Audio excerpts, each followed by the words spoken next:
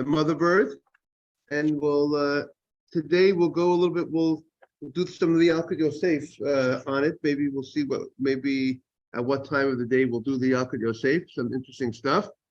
So the Gemara, we are on Tes Zayin Amud Aleph, 16a, and the art scroll. What is it? 16a3, 16a4. Anybody? 16a. We got it to 16a4. We're in 16a4. Are we about the two exceptions?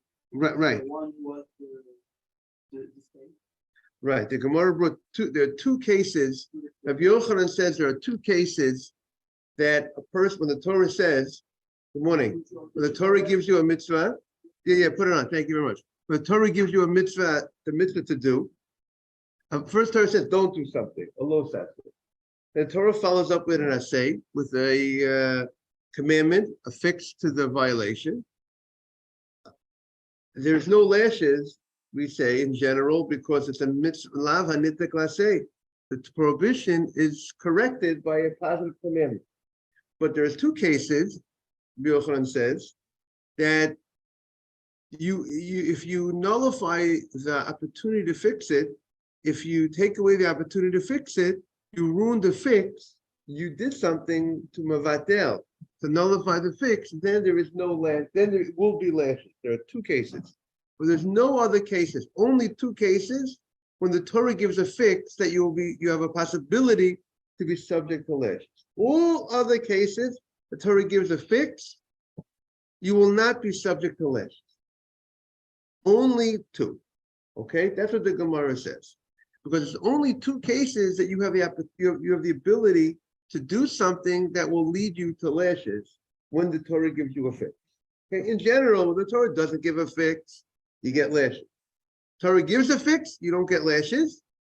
But there are only two cases that you might be getting lashes when the Torah gives a fix. There's only two cases that you could knock out the fix, and as a result of you knocking out the fix, you're going to get lashes. The Gemara is going to ask, aren't there more cases that you can knock out the fix and you should get lashes? The Gemara is going to say no. The Gemara is going to go through different cases. That's what we're going to be doing today. Is that clear? Did I say it too fast or is it clear? Mr. Safdie, is that clear? Okay. So the last thing that we were saying yesterday is we're trying to figure out the case when he rapes the woman, he marries her, and then he does the violation that he divorces her, which is the lo saseh, and then there's a mitzvah saseh, there's a positive commandment to remarry her. But if he does something to knock out the opportunity to remarry her, he will get lashes for violating for the fact that he divorced his wife. That the Torah says you're not allowed to divorce a woman. He's going to get, why? Because he did something, even though the Torah gave a fix, but if he knocks out the fix, he will get lashes for violating the Torah's commandment of not to divorce this woman. So the Gemara yesterday we were talking about was trying to figure out what is the way that he knocks out the fix. So the Gemara said yesterday, we are now on 16a4. We said Amar Rav Shimi on the right side. Amar Rav Shimi, we were up to Amar Rav Shimi bar Mechazna. Shimi Chazna said, because we said yesterday, you can't tell me that he kills his wife, because if he kills his wife, he's not going to get lashes, because he's going to get killed for killing his wife. Good morning, Yehuda. So you can't tell me that's the case, that he's going to get lashes, that he knocked out the opportunity to fix up the violation by killing his wife. But he's not going to get lashes if he kills his wife. He's going to get killed for that. So the Gemara says, Amar Rav Shimi, that's how we ended off yesterday, correct? So Amar Rav Shimi Mechazna, Kegon Shekibala Kedushin Me'achat. We said yesterday also this point. He accepted Kedushin, he accepted a ring, we'll call it a ring, a marriage ring, marriage band for her from somebody else. And because he accepted the marriage ring for her, he acted as her agent. Therefore, he nullified the opportunity for himself to remarry her because he did this act of a shliach, of acting as an agent as we called it yesterday, maybe a power of attorney, as an agent, that you represented the woman. And because you represented the woman in this aspect, and now, once she marries somebody else, if she marries someone else, she can't marry you, right? So, I mean, the Mefarshim do ask the question. I mean, and again, and the reason why she won't be able to marry him is most probably because since she was already married to him, right? He raped her, he married her, he divorced her. Once she marries another woman, he can't remarry. Once she married another man, he can't take her back, right? If a guy divorces a woman and then she marries someone else, then she gets divorced from that person, he can't remarry her. If he divorces a woman and she doesn't get married to someone, he could remarry.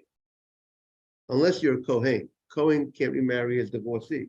But everyone else can marry a divorcee. But if this guy went ahead and married her and divorced her, and then she married someone else, namely, he accepted Kedushin for her, from someone else, from a different man, now she can't remarry him, and now she can remarry him. So the Gemara says that causes, and he was actively involved in this, in doing this, and taking away the opportunity from remarrying her, because he accepted Kedushin, he accepted his marriage ban from somebody else. So he was, so to speak, Mavatel b'yadayim. He nullified the opportunity of fixing up with his own hands. The Gemara yesterday, we spoke out, but we didn't say it inside the Gemara. We'll say it inside the Gemara now.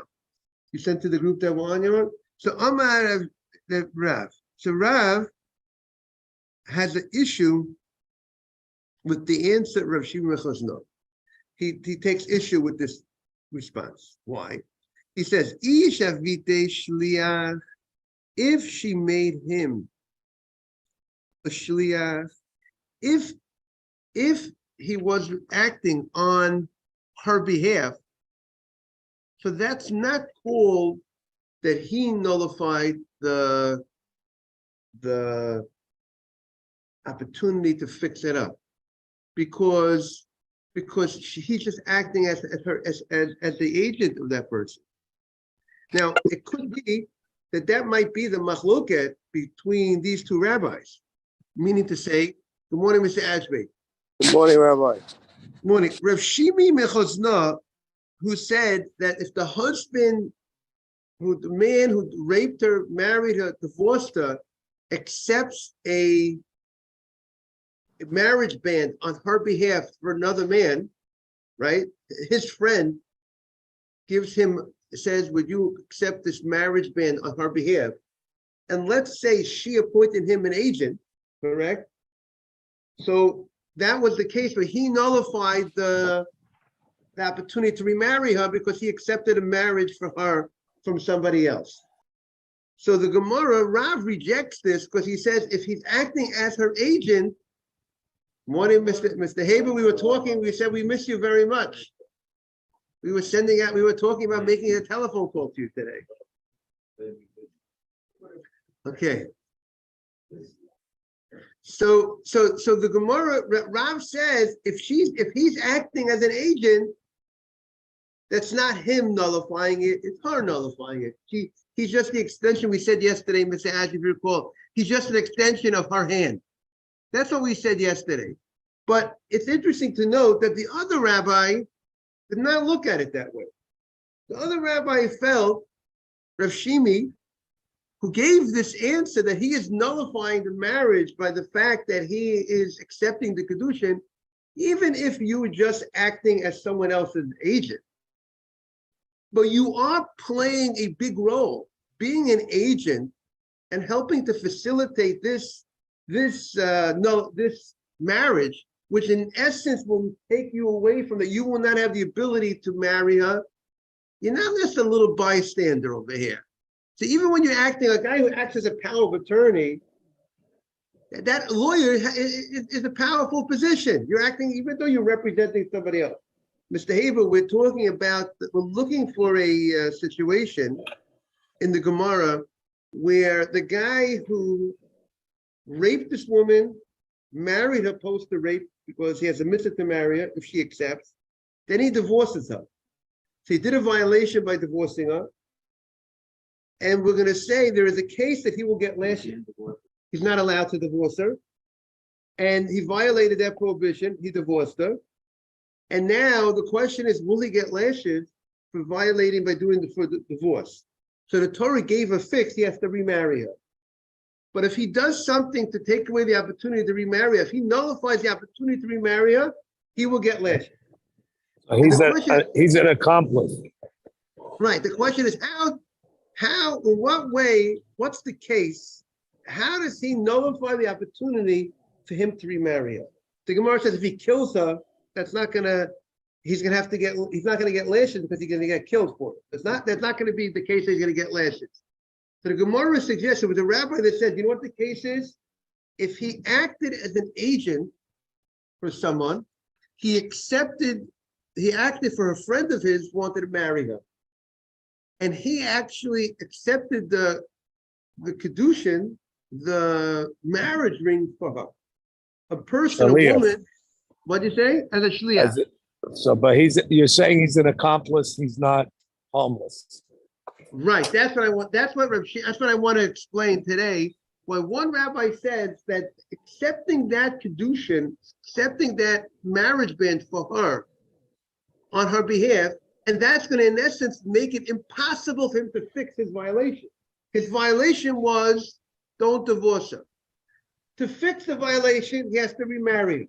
Now that he accepts a marriage band for her on behalf of someone else, he can't remarry her. He's forever forbidden to her.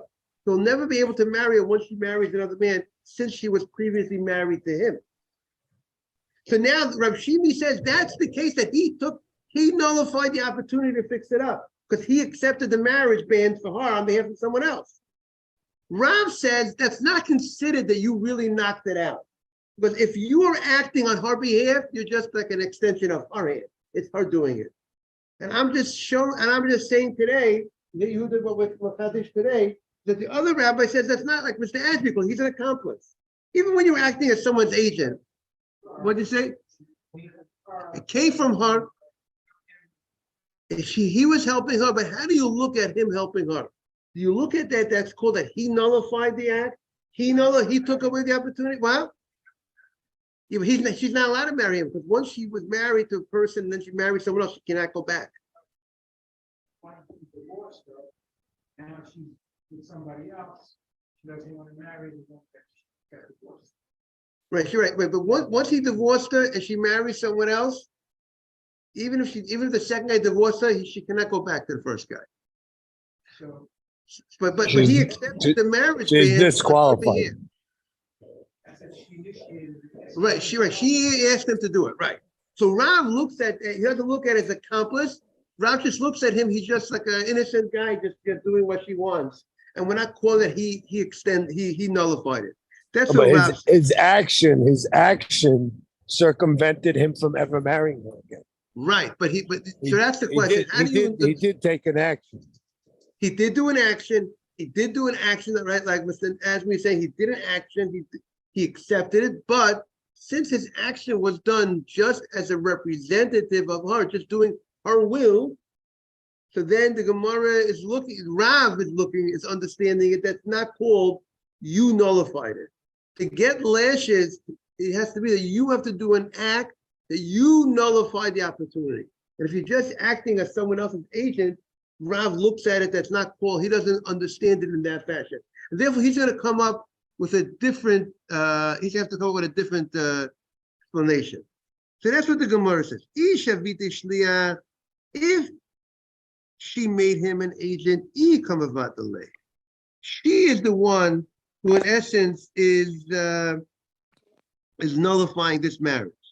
And if she did not make him a shliach, if he's acting on his own to accept the marriage on her behalf, he has no power. Good morning, Yosef.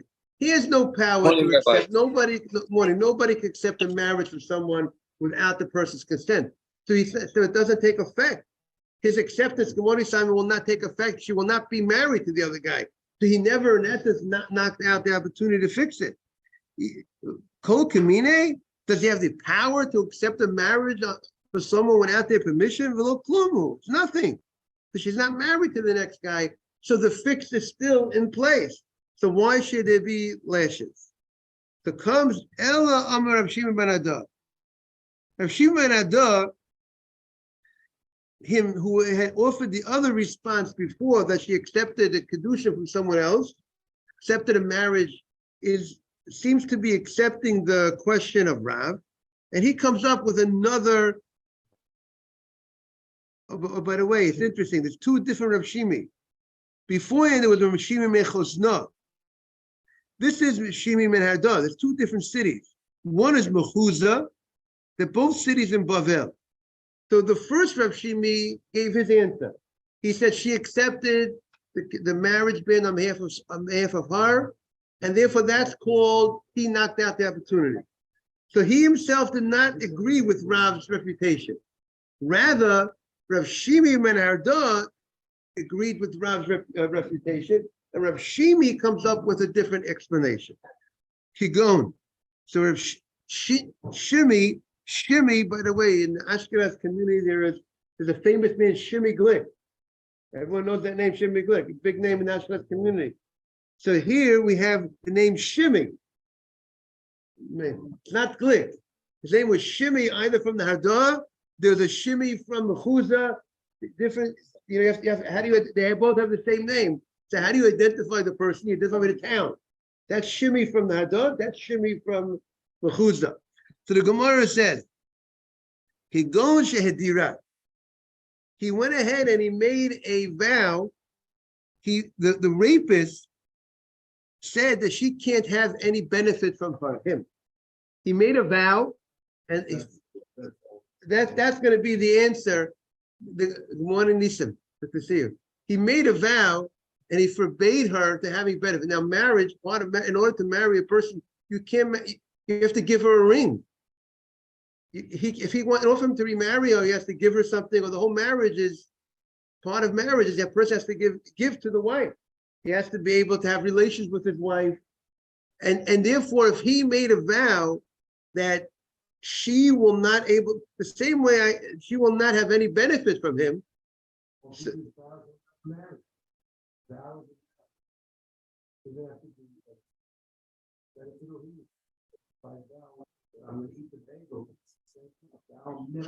okay. We have to. It's a good point. Why is the Gemara?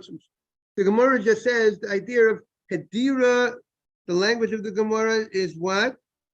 Shehedira. Shehedira berabim. Right. He made a vow. There's a vow that she's not going to be able to, and as a result of this vow, she will not be able to marry him. So now, as a result of that, so now he did this act. He, the husband, when he had a fix, he divorced her. And the fix for divorcing was remarrying her. And what did he do? One area, he removed the opportunity to remarry her. He removed the fix. So because he removed the fix, he now gets lashes. Because so the Gemara is using it, it's called regarding in general, we say a neder, we say certain, like we said, an oath and a vow are very similar. And we say there are sometimes a person will get lashes for a certain type of oath, and certain types of oath he will not get lashes because it's not called an action. For certain types of oath, we give it, we have a special, really it's not an action. It's a verb, it's words. But we have a special pasuk that teaches us that, let's say that there will be lashes by certain type of oath. But here we're not the action was done by divorcing her. So really we don't need to give the lashes, we just have to come, the action was already done. But there's a different type of action, so to speak. It's called a bittul. Maybe we'll call it an action. Let's not translate it. He has to nullify it. In order, if he does an action, if he does a violation, and he also not only does the violation, he nullifies the opportunity to fix it, that's when he gets lashed. So this is called a nullification. Even if we won't call the nullification, he has to directly nullify the opportunity. Even though he might not have nullified it with an action, as Mr. Adby pointed out, he nullified it by a mere speech, by making the vow, but this is called a nullification that he directly did, and that's enough. Yes. Oh, so that's the Gemara's, that's what now. So if you notice, the Gemara said that he made the vow in public. So why did the Gemara say he made the vow in public? Why did the Gemara just say he made a vow? He made a vow that she can't be able to have benefit from him and they can't marry each other. So the Gemara is saying this answer will fit very good if you hold that a vow made in public. Now, what's called public? Some say in front of 10 people in minyan. Some say in front of 3 people is a public. There's different opinions what's called public. But there are those that say a vow that's made in public cannot be undone. Meaning if you make a vow between you and yourself, or between you and your friend, some even say, I think even 2 people is called public. If you make a vow between me and Simon, it can be undone. Everybody agrees, but if you make a vow in public, so some say if you make a vow in public, you don't have the opportunity to want Yehuda to knock out the vow. That type of vow cannot be knocked out. That's so the Gemara says this answer. According again, if it depends what's called rabbin. If you have 10 people at the table, then everybody. Okay, it depends. If you say 3 is the rabbin, then you according to this opinion. Because we're going to say there's 2. Sounds like family also should be. I mean, it says rabbin. It says public. Sounds like a certain people. It doesn't sound like. Look at the Gemara says rabbin. So the Gemara says, Hanicha, this would only be good. Lamandi Amar, point to the Mandi Amar. We're turning the page on the article 16a, 5 on the top. Hanicha, the Gemara says, this will only be good. Lamandi Amar neder shehuda barabim ein lo hafara. That a neder, that a vow that was vowed, that was made, uttered in public, it cannot be undone. You can't go to a bezdin of 3 people, like Hatarat Nedarim. You go in front of three people, or sometimes you go in front of a chacham, one chacham who's a very, like the Gadol Hadar, or you go in front of a bezdin that they have the power to undo the vow. But if you did it according to the opinion that says that if you did it in public, you have no hafara, you can't undo it. So that's very good. It can't be undone. He nullified the opportunity to fix it. And lamandi ama yesh hafara. But there's an opinion that says in the Gemara that there is hafara. So what my ikalamema, that it is subject to be undone. You could go in front of 3 people and you could tell the 3 people, if I would have realized from the beginning such and such a thing, I would not have wanted to make the vow to begin with. I have regret from the beginning that I ever made such a vow. So you have to go in front of 3, a bezdin of 3. If you go, say it again. No, a bezdin goes in front of the court like we do at Torah Darim, before the Yom Noraim, Rosh Hashanah time. And you go in front of them and you explain that you have regret from the beginning. You have certain regret that you haven't made the vow to begin with. If you would have known certain things, you would not have made the vow to begin with. So there's a way to undo it. So then so the Gemara says, but if what would you say according to that opinion that you could undo the vow? So why do you think instead that he knocked it out? He didn't knock out the opportunity to fix it because he has a way to fix it. He can still marry her. How? By going to the court of 3 judges and undoing the vow. So the Gemara says, Madira al dat rabim. There was a situation where he made a vow with the consent of the rabbim. Meaning to say, not only did he do the vow that he said a vow that on his own, he consulted with the public. Let's say if it's a minyan or if it's 3 people, and he asked them, I want you to agree to me. I want you to agree that this vow is warranted, that you feel this. I have a good valid reason for making this vow. If you agree with me that so my vow, it's not just done a vow that's done on my own. I go ahead and I say, I think an oath is stronger. But I made this vow with your consent, with your consultation, with your agreement, with your haskama. So a vow that was done with the consensus, with the input, so to speak, of the public, that vow cannot be undone. So that's what the Gemara says. The Amar Meima Hilchata Neder Shehubar Barabim. Amema says a vow that was done that what's it say? Now he's going to get lashes. He's now.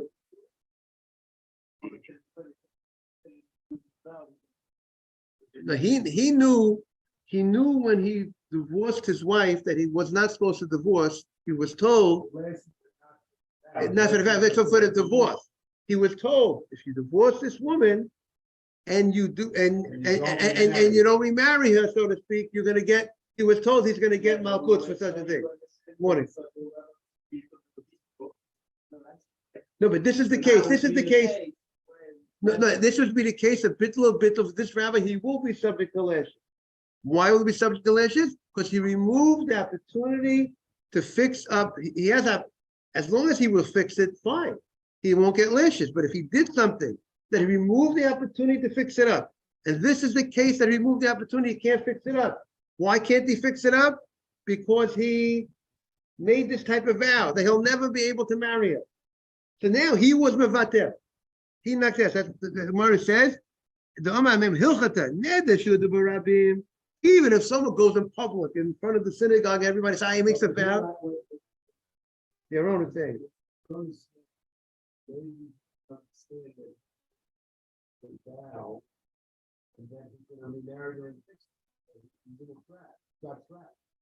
See, the question, he didn't know that he created such a thing. But the question is the fact that he knew he wasn't allowed to divorce her, and he knew.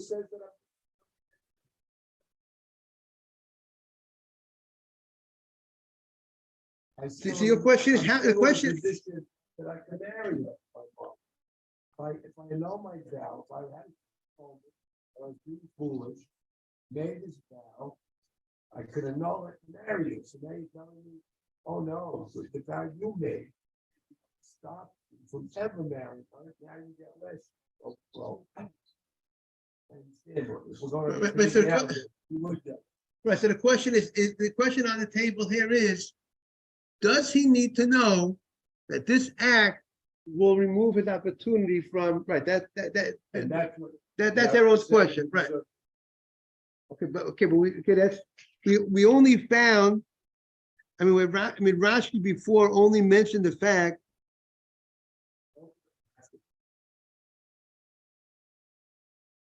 Right. Okay, this would have to be looked into to see if if they say he needs to know that he's doing something to remove the opportunity to fix it up, or is it enough that the fact that he was warned beforehand at the time that he divorced her, that you are told that if you go ahead and you divorce her, you are subject to lashes if you do not remarry her. So is that enough? Enough. If you don't remarry. Well, now you say that's a limit. Right. So that's the question. Does he need a warning on that? Okay, that's a good question that would have to be looked into. It's a good question. Okay. So that's what the Gemara wants to say. Now, I just want to share with you, yesterday we spoke about the mitzvah of Shiluch HaKein. We spoke about yesterday and about the mitzvah of sending away the mother bird, right? What did you say? When you find a bird on top of a nest, right, and you want to take the baby bird, you have a mitzvah to send away the mother bird, and then you take the baby bird, right? So in the Yalkut Yosef, the Kitzur Shulchan Aruch, he has, and this matter, they have only 5 halachot on this matter. What? The question was, if you took the mother without sending the mother away, is there a mitzvah to correct it by now sending away the mother bird? Or once you took the mother, already there's no correction? That was the question in the Gemara. That was the question in the Gemara. Because the way the Torah presented it, Torah says, don't take the mother when it's on top of the babies, or don't take the mother with the babies. 2 ways you could explain it. Don't take the mother with the babies. Don't take the mother from the babies. What should you do? Send away the mother and then take the baby for yourself. But what about if you didn't follow, if you didn't send it away, and you took it for yourself? Then the question is there a fix? Now, send it away and then take the baby? Well, there's no fix. Once you took the mother, the Torah is not, there's no fix for it. That was the question in the Gemara yesterday, right? Now, the Yaakov Yosef says that he's of the opinion, if you take the mother with the intent to send it away, that's not called you took the mother. I wanted to share that with you. He says, some say that it's an Aveirah to take the mother with the intent to send it away, because you took the mother. But if you took the mother with the intent not to take the mother for yourself, you hear how your kavanah will make the whole difference. If you take the mother bird, could you pick up the mother bird and send it away? Or do you have to go ahead and hit it? I think the common way is that they do something, they hit it with a stick. They say, hey, but you ever did that? You ever did that with the sending away the mother bird? Yeah. You did it. You remember if you hit it with a stick, what do you remember how you did? How'd you send it? You didn't pick up the bird with your hand and send it away, did you? You remember? Hard to remember, it's a long time ago. So that's the question in the halacha. The Yaakov Yosef says that you actually take, you could take, you're allowed to do that. And you're allowed to actually pick up the mother bird with the intent to what? To send it away. Yesterday we were talking about this, remember? And he says that the Chidah says, have in mind, you do not want to be koneh the mother. You don't want to acquire the mother by picking it up. It's the same way. You have to, it's just, I mean, even if the point is just to take it, with the intention not to acquire it, because you're not allowed to take it with the intent to take it for yourself. And while it's on top of the babies, you have to send it away. So if you pick something up, it's like, on Sukkot, you take the lulav and etrog. You have to make sure you have a mind. You don't want to be yotzei the mitzvah until after the bracha. You have a mind. You're not yotzei the mitzvah until after the bracha. It's a similar idea. But we're careful not to take it in the proper way till after the bracha. That's one halacha. He says we do not say a bracha on this mitzvah. Why don't you say a bracha on the mitzvah of sending away the mother bird? Because some say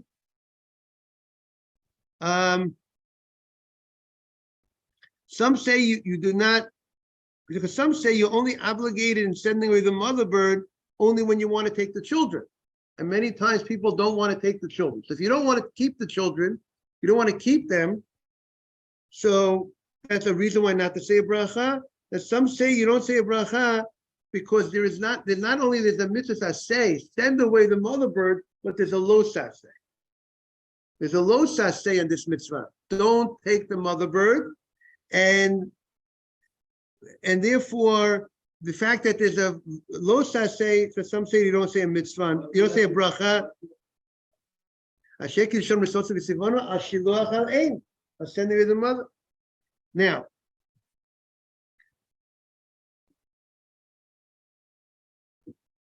he just says he just says you don't say the bracha at all. That's what his opinion is.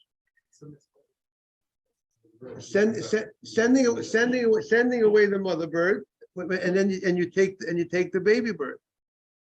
Then you pick the baby bird, right? Pick it up, the baby bird. That's what it was. What saying? Okay, so now that's what he talks about. He says that's the next halacha Ariel. The next halacha he says the following: somebody, if a guy you're hurrying to work, Ariel, and you see on the road you see a bird's nest. So and the mother is on top of the babies. Some say you have a mitzvah to send away the mother bird. And others say you have no mitzvah unless you want to take the babies. But if you don't want them, then there's no mitzvah to just send away the mother bird. And others say if you don't want the babies, not only you're not obligated to send away the mother bird, rather it's a cruel thing to send away the mother bird if you have no interest in taking the the babies, right, Jay? What? That what? That it would be cruel. That's the third opinion. It would seem.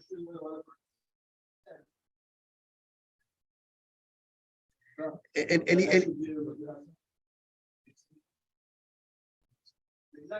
because they took it, because they pick up the baby, they own the babies, and then they took it back.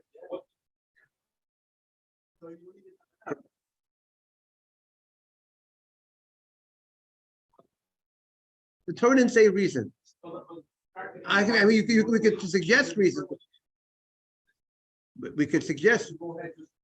Okay, that you're with those opinion. Okay, Jake, you're on the side of that opinion, and he says that's what the Zohar says. You have to take, if you have to take just to send away the mother bird, and you're not taking the babies, you're not gonna get the mitzvah. According to the Zohar says, therefore you have to go ahead and according to the Zohar, you have to take the baby birds, and according to this opinion also, you have to take the baby birds. Now, okay, that's just some of the halachot to think about regarding this halacha. There are two exceptions to what we said yesterday. There are two cases. The Gemara says there are two cases that will be subject to lashes. Meaning to say, there are two cases where the Torah tells us a fix, and there are two cases that he's able to nullify the fix, that he will get lashes. This is one case. If he raped a woman, married her, then he divorced her when he was not supposed to, and then he makes a vow with the consent of the public she should not have benefits from him. That's the case that he nullified the opportunity to take her back. That's case one. And case two is, the Gemara said, is the case of sending away the mother bird. That if he took the mother bird, and then he was supposed to send away the mother bird, but he took the mother bird for himself. And then he has that mitzvah he has a fix. What's the fix? To send it away and then take the baby bird. But you know what he did? He took the mother bird and then he killed the mother bird. He took it and killed it, and therefore he did not have the opportunity to what? To fix it up, to send it away. That will be a case that he's subject to lashes. That's according to Rabbi Yochanan. There's two cases that he took away the opportunity to fix up his. The other one, no, now that we said that but he lost the opinion. He lost the opinion. No, but he did it. We're saying he did the vow with the consent of the public. The Gemara is now saying everybody holds you can't fix it. That's if you make a vow in public. There's two types of vow. No, no, everybody holds you can't knock out. Only a vow in public without the consent. Some say you could not. That's much stronger with the consent of the public. You can't annul such a vow with the consent of the public. That type of vow. Well, the problem is he can't annul the vow. Since he can't annul the vow, he can't. That kind of vow. Therefore, he can't take her back. Because he can't take her back, now he's going to get lashes for the violation that he divorced her. Now tomorrow we'll see. The Gemara is going to talk about what about thievery. Torah says don't steal, and the Torah says return it. So what about if he goes ahead and removes the opportunity to return it? He burns it or whatever it is. So sells it. So we'll see tomorrow, to be continued. Have a great day, everybody. Thank you all for. Okay. So the Gemara is going to say. Very good. That's what we're going to say. He pays for it. He's going to pay for it. There's not going to be lashes, but we're not going to give payment and lashes. A public value. There's something you can. Unless if it was made on the consent of the public, can't be annulled. Even with the consent. If they consented to the vow, they gave their consent, they gave their agreement, you discussed it with them, and they said yes, you should make it. Different than you just said a vow in public. Have a great day, everybody. Thank you, Rabbi. Thank you. Yeah. At least, no, We don't maybe know other rabbis might not disagree, but Shlokas might not agree to that. The Gemara is going to say that you can't give him two punishments, money and lashes. And if he burns the thing that he stole, he still owes money. He pays. Hey, he's no lashes. Okay, Hatzlacha Rabbah. I gave you homework yesterday, Mr. Az. Remember the homework? You have to reach out to the person again today. Got me involved, and then you bailed out. Not okay. You don't need to tell the son, you gotta go to the next person about. Yeah, that guy.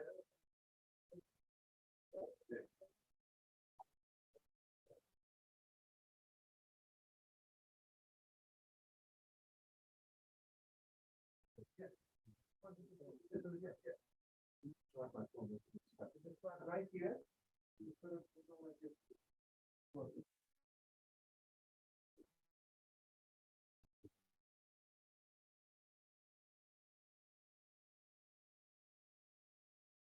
If you want it to be more out of sight, There's even a spot over here. That's another spot here, wants to be a little bit more out of. Yeah. Okay, thanks. Well,